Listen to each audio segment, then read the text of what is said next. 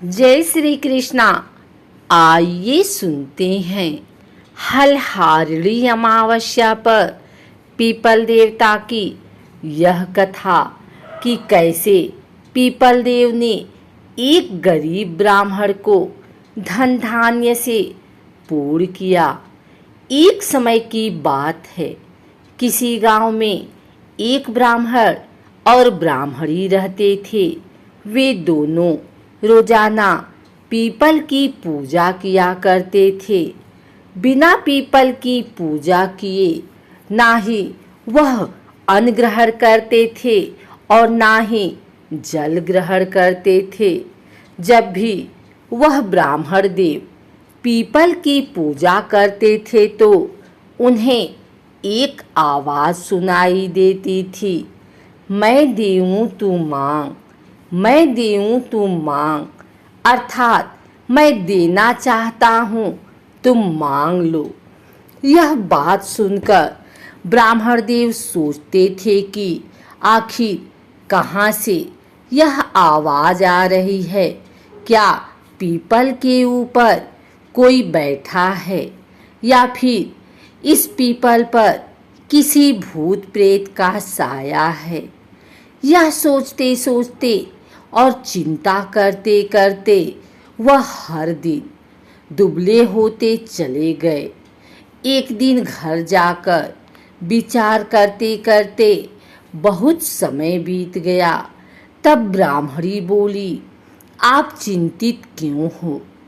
आप दिन ब दिन सूखते जा रहे हो। तब ब्राह्मण देव बोले, पूछो मत। वह बोली, आपको क्या चिंता है? तब ब्राह्मण बोले, मैं जब भी पीपल की पूजा करता हूँ तो उसमें से एक आवाज आती है, मैं देऊं तू मांग, मैं देऊं तू मांग। पता नहीं वह आवाज कहाँ से आती है। क्या पीपल पर कोई भूत प्रेत है? तब ब्राह्मणी कहती है कि पीपल पे ब्रह्मदेव की साया है, क्योंकि पीपल के साथ ब्रह्मदेव का रूप है। आप मांग लो। वह बोला, मुझे नहीं पता कि मैं क्या मांगूं। वह बोली, आप कहना 16 साल की काया दो, 1000 साल की माया दो, बेटे पोते का परिवार दो, यह सारा सुख संसार दो।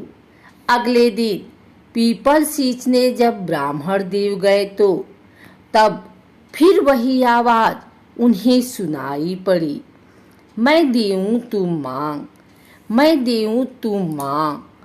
ब्राह्मण देव बोले, मुझे 16 साल की काया दो, 1000 साल की माया दो, बेटे पोते का परिवार दो, सारा सुख दो। तब पीपल बोला, ब्राह्मण देखने में तो बहुत सीधी साधी लगते हैं, पर सारा कुछ मांग लिया। लेकिन पीपल देव ने कहा, जो तुमने मांगा वह सब तुम्हें मिल जाएगा। तब ब्राह्मण देव वहाँ से चल दिए और विचार करते करते बहुत आगे निकल गए। लेकिन उन्होंने यह सोचा कि मैंने तो सारा कुछ मांगा, लेकिन पीपल देव ने हमें कुछ नहीं दिया। और यह सोचते सोचते वह अपने घर को चल दिए। यही विचार करते करते अपने घर से आगे निकल गए। ब्राह्मणी ने यह सब कुछ देखा और ब्राह्मण को पीछे से आवाज दी, क्या आप अपने घर को ही भूल गए?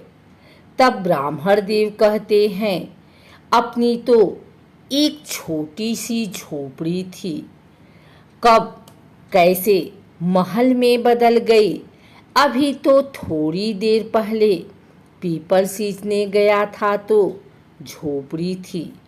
तब ब्राह्मणी बोली, मैं आपसे कहती थी न पीपल देव में ब्रह्मा जी का रूप है और पीपल से मांगने पर हमारे पास सब कुछ आ जाएगा। मुझे तो पीपल देव ने सब कुछ दिया, मेरे तो हाथ खाली कैसे रहे, मैं खाली हाथ कैसा आया, ऐसा ब्राह्मण ने कहा।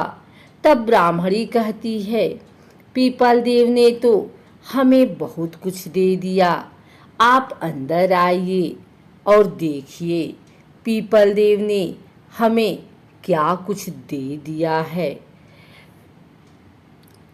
पीपल देव की माया आपको समझ में नहीं आया, आपने तो मुझे बहुत कुछ दिया।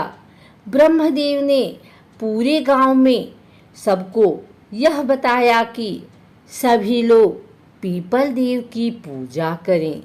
मान्यता है कि पीपल के पेड़ की पूजा खास तौर पर दुख को दूर करने के लिए की जाती है।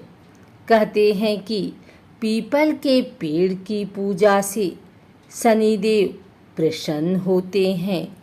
इसके साथ ही आर्थिक परेशानियां भी दूर होती हैं। साप तथा आषाढ़ मास में विष्णु भगवान की पूजा और पीपल को तीसरे देव का महत्व माना जाता है। इस महीने भगवान विष्णु को सुबह, दोपहर और शाम को राम व श्याम तुलसी चढ़ाने से सभी पापों से मुक्ति मिल जाती है। इस महीने में तीर्थ स्नान के बाद पीपल को जल, कच्चा दूध व जल चढ़ाकर दीपक लगाने की शास्त्रों में परंपरा है। आषाढ़ मास में प्रतिदिन पीपल देव को सींचने से सभी प्रकार की समस्या दूर होती है तथा हर मनोकामना पूर्ण होती है। हिंदू धर्म में पीपल के वृक्ष को सबसे पवित्र माना गया है। इस वृक्ष की महत्ता के बारे में स्वयं भगवान कृष्ण ने गीता में कहा है कि अश्वस्थ सर्वविषामूल तो ब्रह्म रूपाय मध्य तो विष्णु रूपी ते अग्रजो शिव रूपाय अश्वत्थामा नमो नमः। इसका मतलब है कि भगवान श्री कृष्ण कहते हैं कि मैं वृक्षों में पीपल की जड़ में, ब्रह्मा जी और विष्णु जी वृक्ष के अग्रभाग या पत्तियों में, भगवान शिव साथ साथ सभी रूपों में तथा हनुमान रहते हैं। वहीं परसन पुराण में भी पीपल के जड़ में भगवान विष्णु, तले में केशव अर्थात श्री कृष्ण, डालियों या शाखाओं में नारायण और फलों में समस्त देवताओं के बाद कही गई है। पीपल के वृक्ष में सभी देवताओं के बाद पीपल वृक्ष की पूजा रविवार को नहीं की जाती है। रविवार के दिन पीपल की पूजा करने पर मनुष्य को इसके गंभीर परिणाम भोगने पड़ते हैं।